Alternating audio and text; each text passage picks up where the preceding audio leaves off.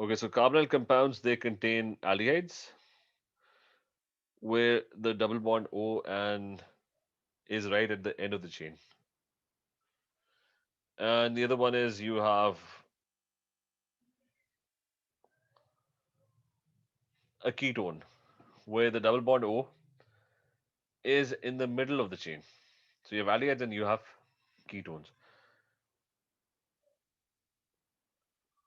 So this is an aldehyde. This one over here is a ketone. The other thing is Assalamualaikum, that sir. Assalamualaikum. I said the other thing is it's these are polar molecules, so it's just a bit of physical properties. So सुबह class हुई थी? नहीं,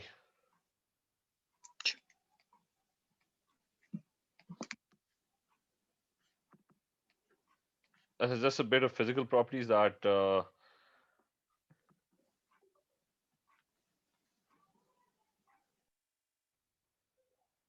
the physical properties are that it's a polar molecule. C double bond O is partial negative, C is partial positive, so it has permanent dipoles.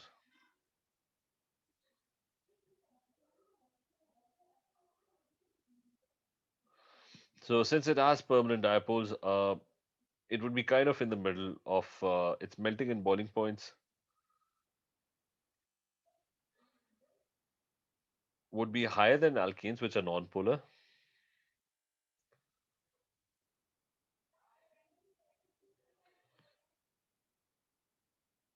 than alkanes or alkenes,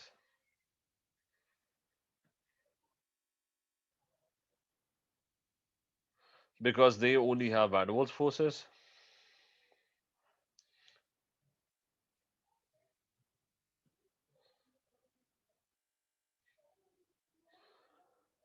And they're going to be lower than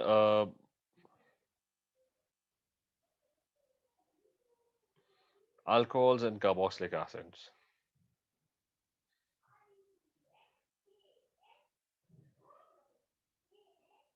Why? Because they are capable of forming hydrogen bonds. So they would be pretty much in the middle of both of these alkanes and alkenes on the one hand, and alcohols and carboxylic acids on the other hand. Uh, and the same is with the solubility. They're very slightly soluble in water.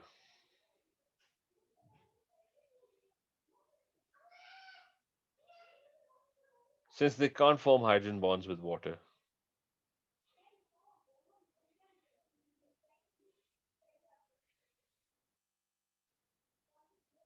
So they can't, they're not capable of forming hydrogen bonds with water molecules.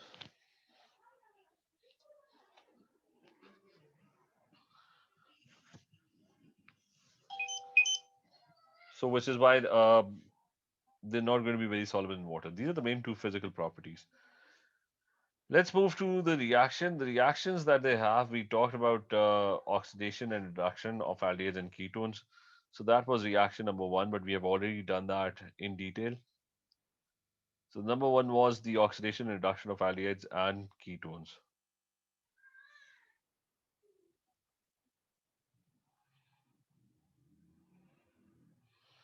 Okay, that included the filling and Tollens reagent and everything. So oxidation reduction of,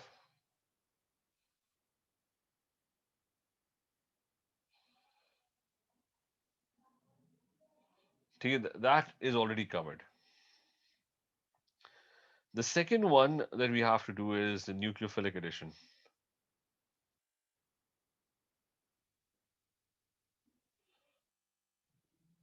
You need to learn the nucleophilic addition reaction that happens when aldehyde and ketone, and this is for both carbonyl compounds, that both of them are going to undergo. And the reaction is that it's basically you can have an aldehyde or a ketone. It's for both. It reacts with HCN, and NaCN is your catalyst.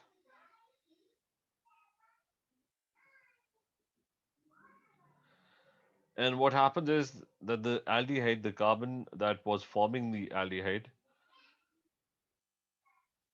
it turns into a cyanohydrin. There's an OH group on top and a CN at the bottom. That's known as a cyanohydrin.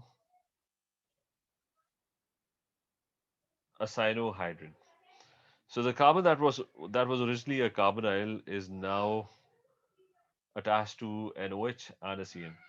And you need to know the mechanism of this reaction.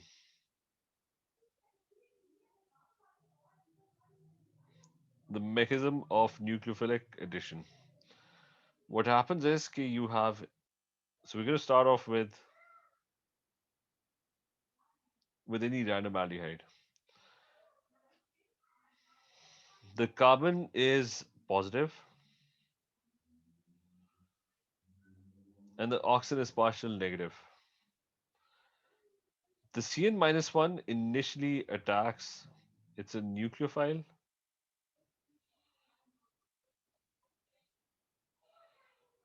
because it would be attracted to positive charge. So it's going to attack the carbon that is positive.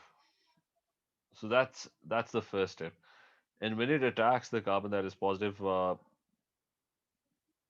electrons over here they get repelled in the oxygen bond at the top. So they are going to get repelled. So you have a Cn minus 1 nucleophile that's attacking the oxygen over here. The first Cn minus 1 nucleophile usually comes from the catalyst, which is NaCN.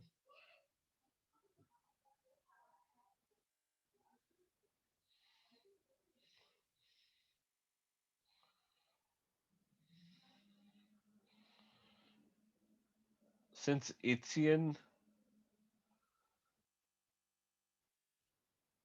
doesn't ionize or ionizes weakly,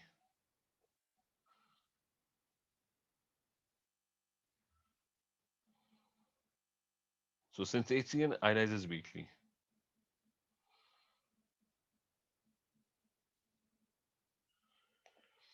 so you add a catalyst NaCN. That's your catalyst in the reaction, and the product that is formed in this reaction is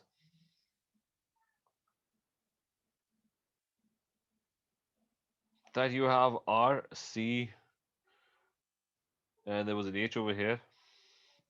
The oxygen, the electrons accumulate on the oxygen and it becomes minus one, and the Cn has come in and it has bonded with the carbon over here. And these electrons have now, I mean, the double bond has been repelled upwards. Is this clear, Mohammed Ethan? Is this clear? Yes. Is that Yeah. clear?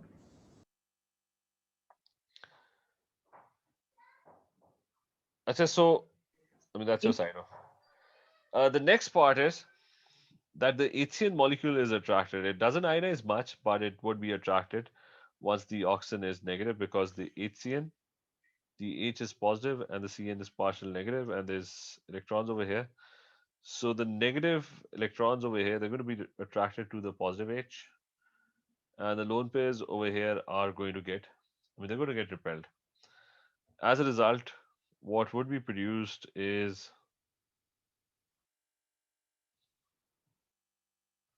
so as a result, what's going to be produced is it's going to be R, C, and then there's going to be H, and at the bottom there was already Cn,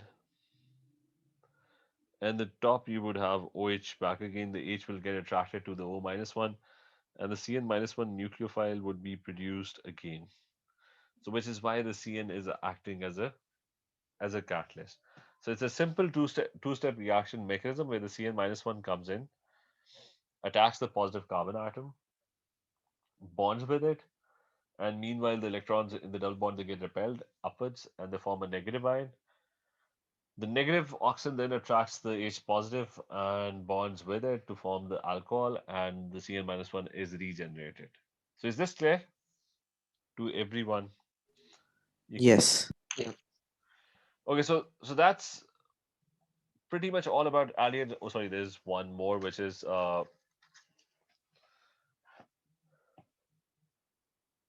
how do you identify carbonyl compounds? There are two more things. So how do you identify carbonyl compounds?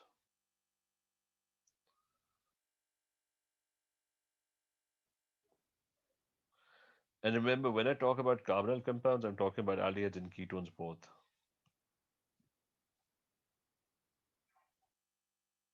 Identification.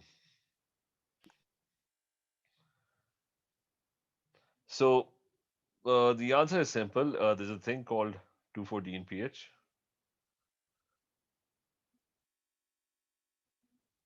which is the short form of 2,4-dinitrophenylhydrazine.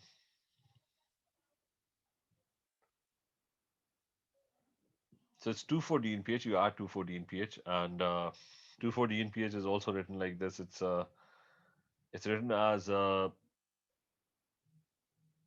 NH2, then NH, then there is C6H5 with two NO2s.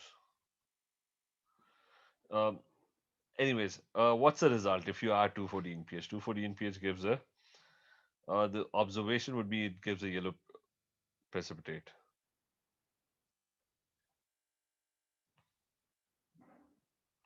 It's going to give an orange precipitate. Okay, just let me confirm this quickly. I mean, it's definitely an orange precipitate, 2,4-DNPH, 2,4-DNPH, yes. Just one second, orange.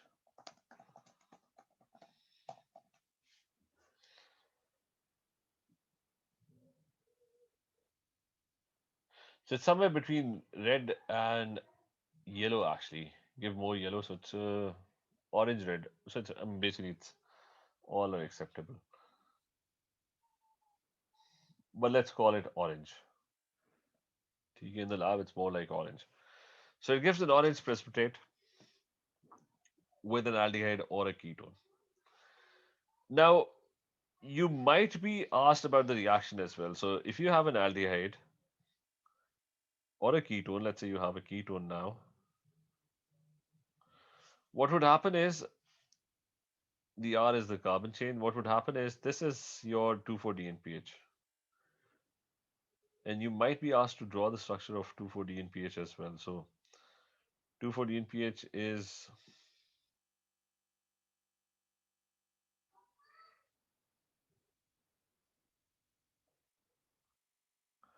okay, there's a benzene ring in 2,4-DNPH,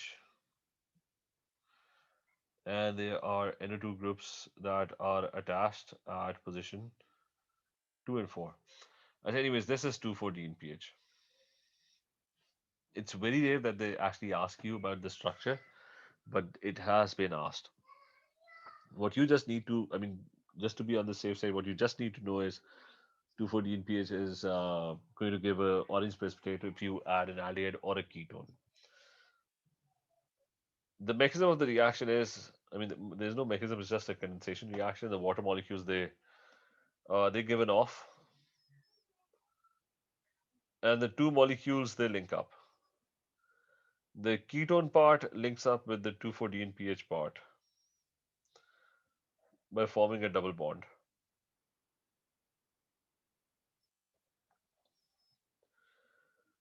So that's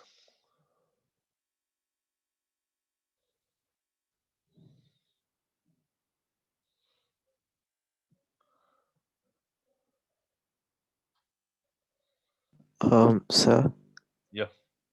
doesn't one of the nitrogen have four bonds?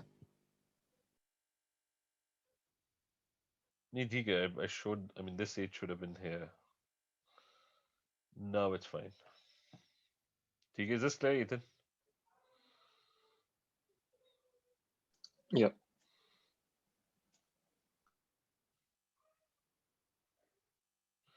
Okay. So this is what happens, and a water molecule is produced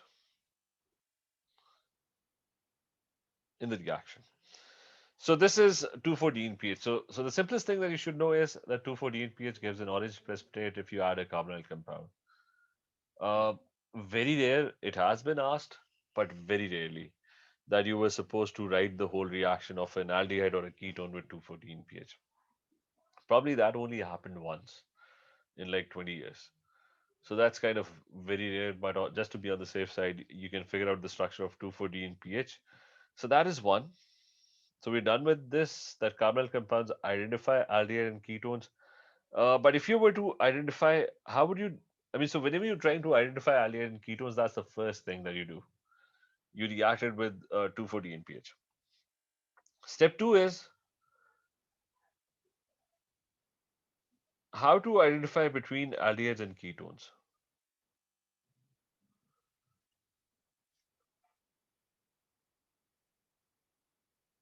So between aldehydes and ketones, how do you do that? Now, the way that is done is K.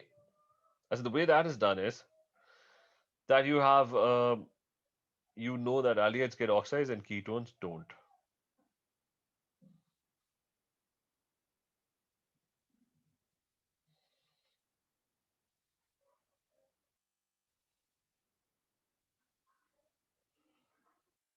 We've already learned that in alcohols. Okay, when we were doing alcohols, primary alcohols, secondary and tertiary alcohols.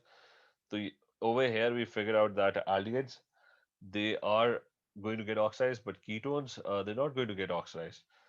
So you could use tolins, you could use Felling, or you could use K2Cr2O7 to test this out. So use Felling or tolins or K2Cr2O7,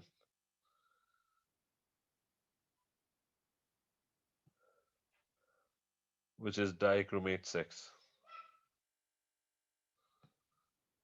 I mean, these reagents would be able to tell you whether oxidation is going to happen or it's not going to happen. Uh, but the first thing is you will always test for carbonyl presence. Okay, that's the first thing. So is this clear as well? Mohammed, Ethan, is this clear? Is this clear? Yeah. Yes. So then there's a thing called an iodoform test.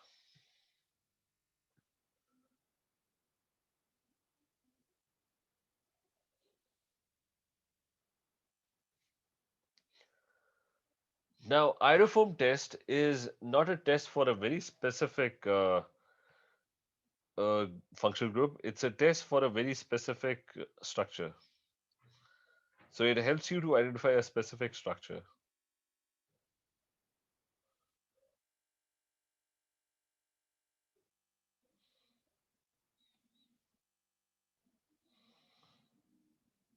ठीक A very, very specific structure is identified using the iodoform test. And that structure is,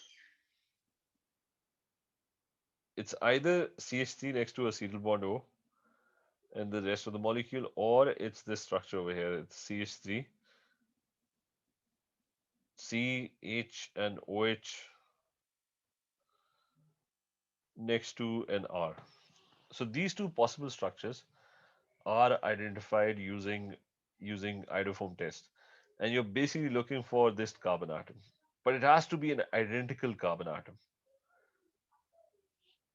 that has both of these things. So it's going to be a methyl with a acetyl bond O or a methyl with a CHOH. Only these two structures. Any molecule that has these two structures is going to have a positive iodoform test. And what happens in this is that the molecule breaks down in the middle.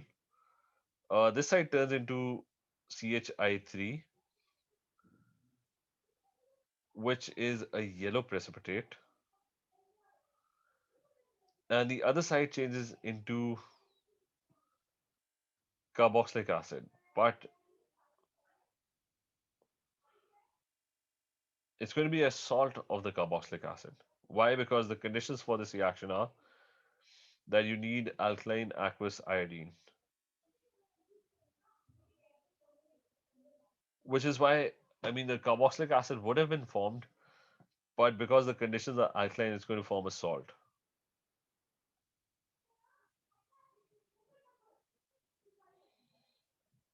So it's going to be a salt of the carboxylic acid that's going to be formed over here.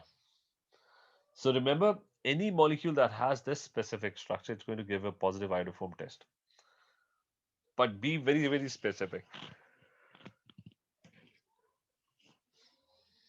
it always has to be the structure CH3 next to acetyl bond O or CH3 next to CH and OH.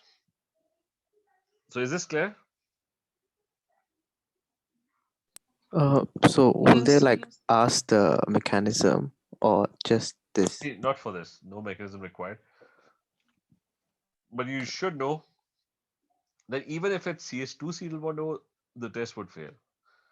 It has to be exactly this thing. And the same is true for this side over here. It has to be exactly this structure. So exactly this structure or this structure. So only these two structures would be identified. Any other structure it's not going to get identified. So is that clear? Yes. Okay, so with this, we are definitely done with organic. What I'm just going to check is whether there's some stuff that's still left to do.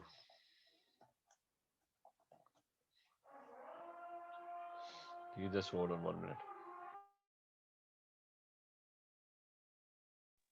Okay, so just I mean, there's nothing. There's just a few things. A few more reactions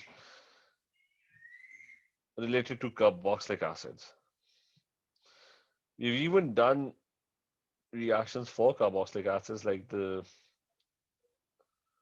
oxidation and reduction. Like oxidation produces carboxylic acids.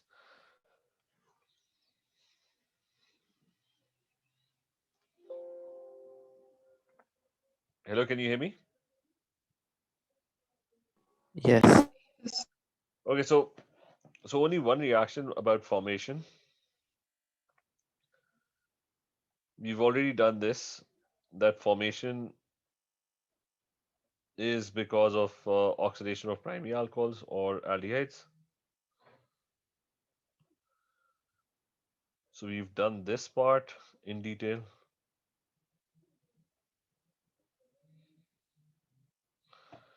So then we have talked about then what we have talked about was uh, we had talked about esters. I mean that's also done. We have talked about reduction of carboxylic acids. That's the reverse of point number one. What we just had to do was this reaction over here, which is hydrolysis of nitriles. Now, hydrolysis of nitriles is that you take a carboxylic acid, a nitrile, which is C triple bond N, and you heat it with dilute acid or alkali.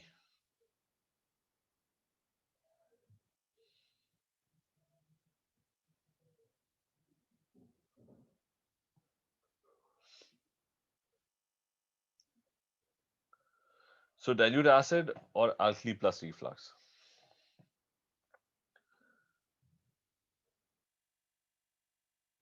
What happens is that the nitrile breaks down into carboxylic acid and also produces other things, other nitrogen related compounds. But we're not interested in that. We're only interested in the carboxylic acid part.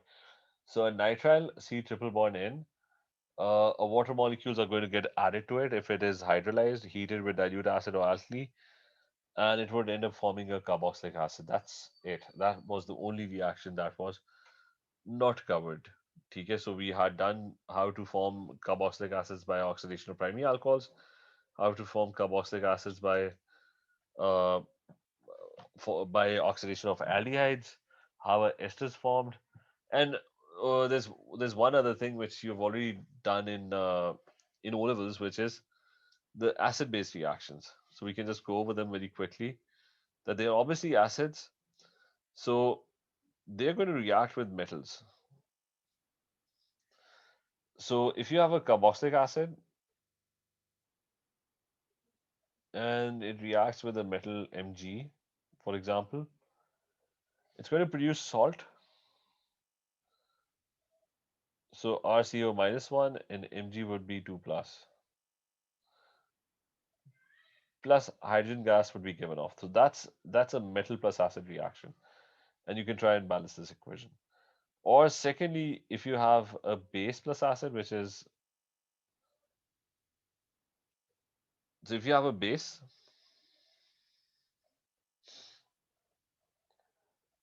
then it's going to be RCOOH, which is a carboxylic acid reacting with MgO. The same salt is going to be produced plus water would be produced next to it. Or the third one is if you have a carbonate plus acid reaction. So salt, metal, base, and a carbonate. Let's say you have carboxylic acid reacting with,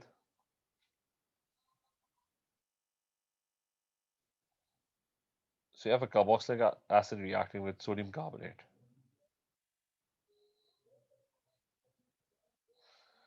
The H in the acid would get knocked out and it would be RCOO minus 1. Na would take its place plus 1 and there's going to be H2O and there is going to be CO2. So it's a carbonate plus acid. Or there's a third one as well, which is an acid reaction. It's ammonia plus acid. So you can react it with ammonia as well. The salt is going to be produced in the same way. Then you have RCOOH plus there is NH3. An ammonium salt is produced. So it would become RCOO minus 1 and NH4 plus 1. So you have four reactions. It's either with a metal or with a base. I mean, the second one should be with a base. So that's with a base, or with a carbonate, or with ammonia as well.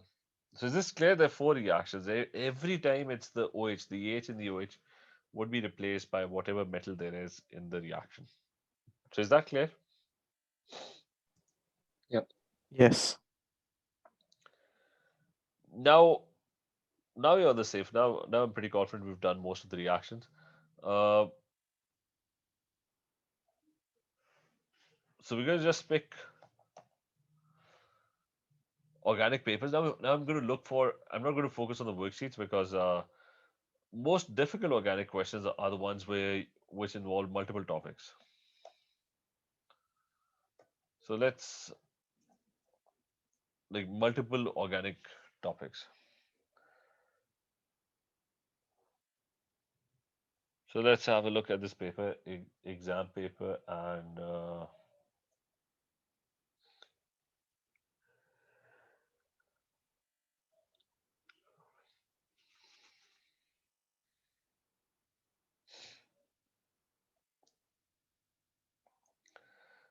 let's jump to the,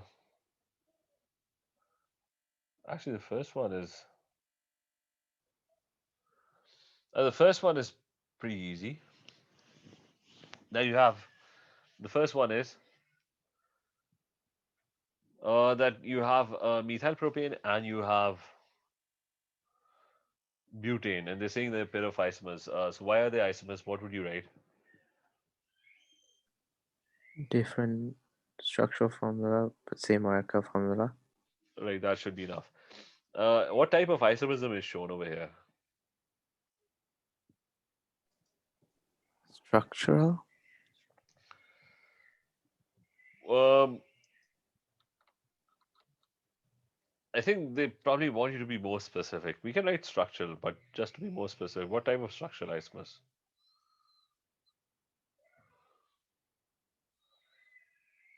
Like what's happening? Four carbon atoms in a line, and over here you have, I think there's this carbon atom, then this carbon atom, then there's a branch, right? So it's chain or branch isomers. Branch? Yep, branch isomers. I said next one, state. This is all about equilibrium, so I think it's an equilibrium question. Let's focus on where is. Okay, there are many different types of aliphatic. I said, do you know what aliphatic and aromatic is? Aromatic, is it esters? No. Uh, I mean, I know why you said esters because they also have a smell. Aromatic compounds are the ones. I mean, remember we did not study all the compounds that we have studied are aliphatic, except for one. Aromatic is not in your AS course. Aromatic is the one that has benzene in it. ठीक है, that any compound that contains benzene, that's an aromatic compound. So just remember this: aromatic compounds are usually not in your course. We haven't studied any benzene-related compounds. We did the structure of benzene, but we did not do any of its reactions. All the compounds were aliphatic. Is that clear? What does it mean by aliphatic? I mean, uh, the opposite of aromatic. But I don't know what the word actually means. It's just not going to have a benzene structure. So benzene has like a distinct smell to it. Yes. Oh, okay. But lots of other compounds have distinct smell. It's not. I mean, initially probably when they started off, they started calling them aromatic. Anything that has benzene in them. So I don't think smell is the main differentiator. It's just eventually over time, this is the name that's given to aromatic compounds, the ones that contain benzene. Okay. Okay, now, well, what's the meaning of the word? Just a second.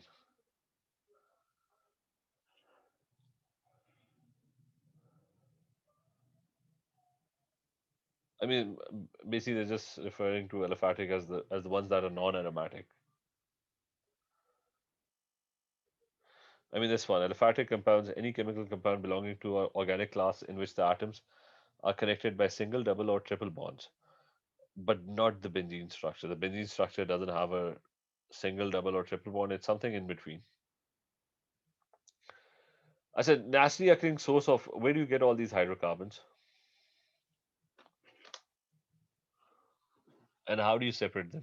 Fossil fuels, Okay, so that's fossil fractional fuels, distillation. and the other part is fractional distillation. So probably that should be enough. Why can you separate them using fractional distillation? Because they have, Different boiling points. so they have different boiling points. Alkanes are heated in the absence of where the molecules can break into smaller pieces. So big molecules are breaking into smaller pieces. What is the name of the reaction? Cracking. Okay, so that's cracking, and write an equation which describes the reaction between heptane and it's heated in the absence of air to form hexane. So basically, you just have to you have heptane C7H16 and it's forming hexane, which so heptane is breaking down into hexane, which is C6H14, I think, butane, which is C4H10, and ethene, which is C2H4. Now, one molecule cannot probably produce that many compounds, so you should have, I think, two. Now you have to make 14. How do you make 14? 8 plus 6 is 14, Is it C2H4. two ethene molecules? That would give you 14, right? Yes. Okay. Then you have the equation for the complete combustion of ethene is shown. So that's